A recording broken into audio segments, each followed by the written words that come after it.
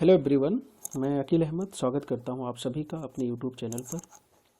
आज के इस पर्टिकुलर लेक्चर में हम ये समझने वाले हैं कि जो IC engine that is internal combustion engine and external combustion engine that is EC engine क्या होते हैं, इनमें बेसिक डिफरेंस क्या है और ये किस तरीके से इनका एप्लीकेशन लिया जा रहा होता है।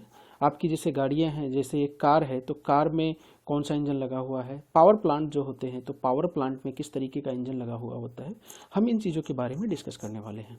ओके, तो ये लेक्चर शुरू करने से पहले मैं आपको बता देना चाहता हूँ कि हमारा जो प्रीवियस लेक्चर था उस प्रीवियस लेक्चर में हमने बेसिक देखा था कि जो इंजन है उसका ओरिजिन क्या है, कहाँ से जो इंजन टर्म है वो निकल करके आया था और उस इंजन टर्म को हमने ब्रॉडली देखा था कि किस तरीके से इंजन जब डेवलप हो जाता है तो उसमें एनर्जी का कन्वर्जन कैसे हो रहा होता है।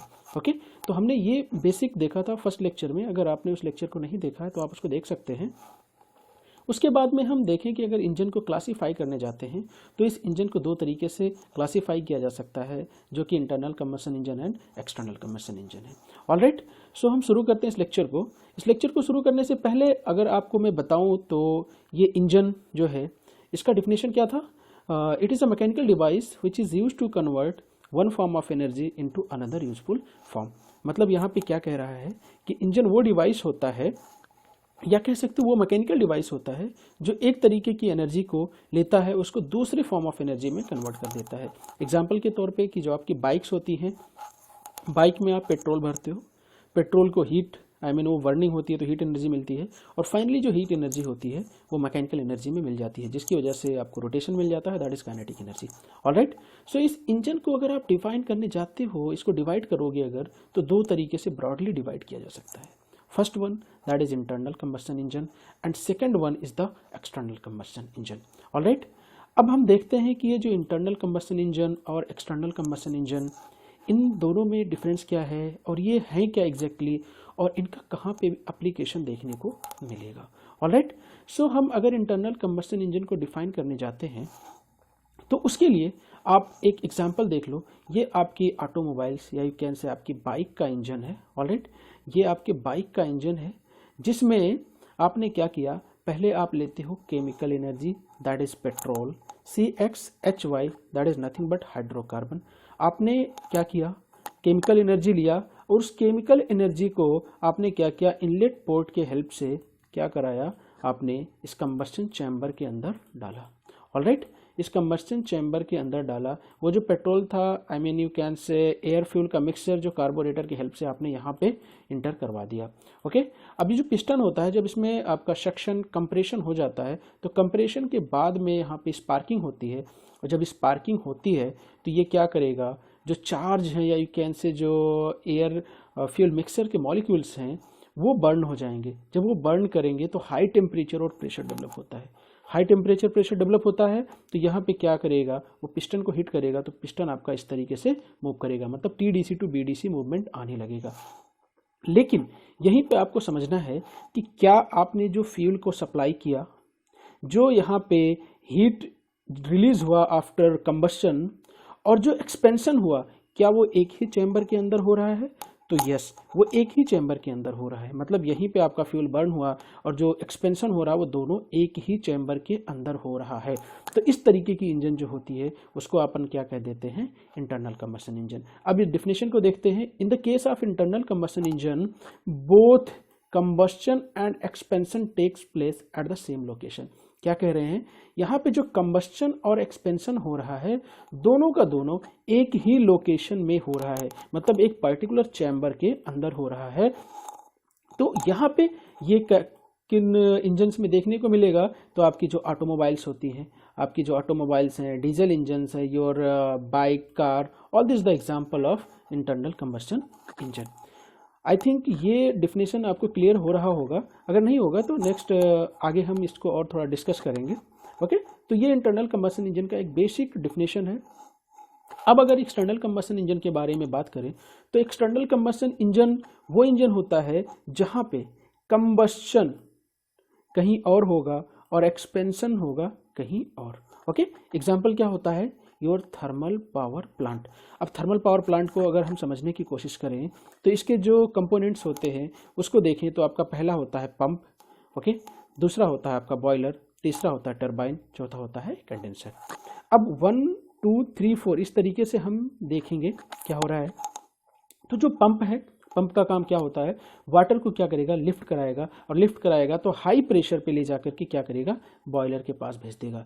तो जो पंप का काम था बस इतना था कि वाटर को लिफ्ट कराना है और कहाँ पहुँचा देना है, बॉयलर के पास। बॉयलर पे प्रेशर हाई प्रेशर पे है। अब यहाँ बॉयलर में क्या हो रहा होगा, आप बाहर से क्या करोगे, कोयला जलाते हो, या यू कैन से जब कोल की बर्निंग कराते हो तो यहाँ पे जो वाटर होगा, अभी भी ये लिक्विड फेज में है। जब ये लिक्विड फेज में होता है, जब इसको हाई हीट मिलती है तो क्या करेगा, वो वेपर फॉर्म में कन्वर्ट होने लगेगा। ऑलराइट, तो जब वो बॉयलर के एग्जिट पॉइंट पे पहुंचता है तो वो सेचुरेटेड वेपर कंडीशन में पहुंच जाता है। अब वो सेचुरेटेड वेपर कंडीशन में पहुंचा, लेकिन आपने क्या देखा, ये जो बर्निंग हुई थी कोल की, वो बॉयलर के अंदर हुई थी, मतलब कंबस्टन जो हुआ वो कहीं और पे हुआ, लेकिन ये जो आपकी वाटर जो है वेपर फॉर्म में कन्वर्ट हुआ, उसका यहाँ कहीं कुछ यूज नहीं किया जा रहा है। उसको अपन क्या करते हैं, with the help of nozzle, nozzle की हेल्प से क्या करते हैं, टरबाइन का ब्लेड होता है, उस टरबाइन के ब्लेड पे अपन इम्पार्ट कर देते हैं। क्या हुआ, आपने वाटर को लिया, लिक्विड था, उसको वेपर में कन्वर्ट किया। अब वेपर फॉर्म को क्या हुआ, हाई सेचुरेटेड वेपर कंडीशन में है, सुपर हीटेड वेपर कंडीशन में है।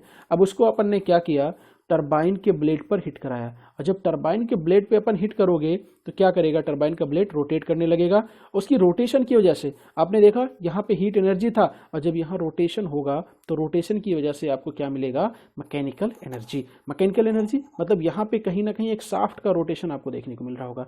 क्या मिलेगा, एक शाफ्ट का रोटेशन, और शाफ्ट से ही आप क्या करते हो, जनरेटर को माउंट कर देते हो। तो अपन यहाँ क्या करते हैं, जनरेटर की हेल्प से मैकेनिकल एनर्जी को इलेक्ट्रिकल एनर्जी में कन्वर्ट कर लेते हैं। लेकिन अभी जो वाटर है, जब उसका एक्सपेंशन हो चुका होता है तो वो सेचुरेटेड वेपर कंडीशन में पहुंच जाता है, और सेचुरेटेड वेपर कंडीशन में जब आता है तो उसको अपन क्या करते हैं, लिक्विड फेज में कन्वर्ट करते हैं। क्योंकि जो पंप होता है उसका काम होता है कि क्यों लिक्विड को डील करना, ये वेपर फेज को डील नहीं करता है। इसलिए कंडेंसर यहाँ पे आता है, और कंडेंसर क्या करता है, जो वेपर सेचुरेटेड वेपर कंडीशन में जो वाटर होता है उसको सेचुरेटेड लिक्विड में कन्वर्ट कर देता है, और अगेन जो पंप होता है वो इस तरीके से वाटर को सर्कुलेट कराता है। तो मतलब यहाँ पे क्या हो रहा है, एक्सटर्नल कंबशन इंजन में केमिकल एनर्जी लिया आपने, कोयले को जलाया, हाँ यहाँ पे बॉयलर के अंदर, लेकिन जो उसका एक्सपेंशन हुआ वो कहीं और हुआ, मतलब कंबस्टन कहीं और, एक्सपेंशन कहीं और हो रहा है। That kind of the engine is known as external combustion engine. Okay, अब हम एग्जांपल लेकर के अगर समझें इसको कि कैसे अपन जस्टिफाई कर सकते हैं कि हमने जो डिफिनेशन बताया वो सही है, तो पहले देखते हैं इंटरनल कंबस्टन इंजन के बारे में। ठीक है, इंटरनल कंबस्टन इंजन के बारे में अगर अपन ने बात किया तो जो इंटरनल कंबस्टन इंजन होता है उसमें क्या होता है, आपका जो हीट जहाँ पे जलेगा वहीं पे उसका एक्सपेंशन देखने को मिलेगा। मतलब आपकी जो बाइक्स होती हैं, बाइक्स का अगर आप एग्जांपल लोगे तो आपने क्या देखा होगा कि ये आपका फ्यूल टैंक है। ठीक है, आपने पेट्रोल भरा, और पेट्रोल जब आपने भरा तो यहाँ पे लगा रहता है कार्बोरेटर। ओके, कार्बोरेटर नॉर्मली अब तो फ्यूल इंजेक्टर टाइप के आने लगे हैं, तो कार्बोरेटर लगा रहता है। तो वो क्या करेगा, water, sorry not water, that is air, और फ्यूल के मिक्सर को लेगा और क्या करेगा, इनलेट जो वॉल्व होता है उसकी हेल्प से सिलेंडर के अंदर या कंबशन चैम्बर के अंदर भेज देता है। ठीक है, तो यहाँ पे आपका एक सिंगल सिलेंडर लगा रहेगा, यहाँ सिंगल सिलेंडर लगा रहेगा, लेकिन आपने कहीं देखा कि जो फ्यूल है कहीं और बर्न हो रहा है, उसको बर्न करा करके फिर आपने सिलेंडर के अंदर भेजा, ऐसा नहीं होता है। इसीलिए अगर आप देखोगे जो फ्यूल का बर्निंग कहीं भी इंटरनल कंबशन इंजन में बाहर नहीं देखने को मिलेगा।